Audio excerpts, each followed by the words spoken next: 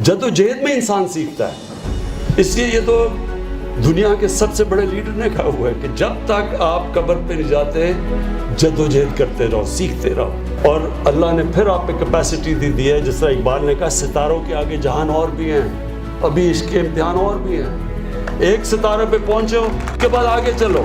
अब मैं आपको ये यकीन दिलाता हूँ, मेरे से ज़्यादा टैलेंटेड खिलाड़ी थे, लेकिन फ़र्क ये था कि मैं एक पहले का मैं पाकिस्तान का बेस्ट ऑलराउंडर बनूंगा, ये मेरा एम था। जब मैं वहाँ पहुँचा फिर मैंने कहा दुनिया का बेस्ट बनूंगा, फिर वो बना, फिर जब कैप्टन बना पाकिस्तान को बेस्ट टीम बनाऊंगा। हमेशा आप ऊपर जाते रहते हैं, तो जितना आप अपने आप को चैलेंज करेंगे, ये याद रखना मेरी बात, आप में से वो आगे दुनिया में जाएगा जो अपने आप को चैलेंज करेगा, जिसके ख्वाब बड़े होंगे। जब मैंने कहा ना कि नबी सल्लल्लाहु अलैहि वसल्लम, हम कहते हैं अल्लाह उनके रास्ते पर रहेगा जिनको नेमतें बख्शे, उनका ज़िंदगी आसान नहीं थी।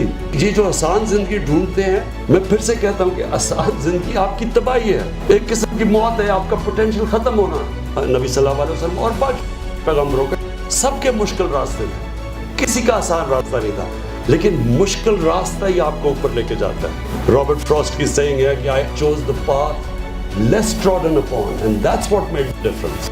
ट्रॉडन पाथ पे तो सारे जा सकते हैं, जो भी दुनिया में ऊपर जाता है वो रास्ता लेता है जो बाकी नहीं जा सकते।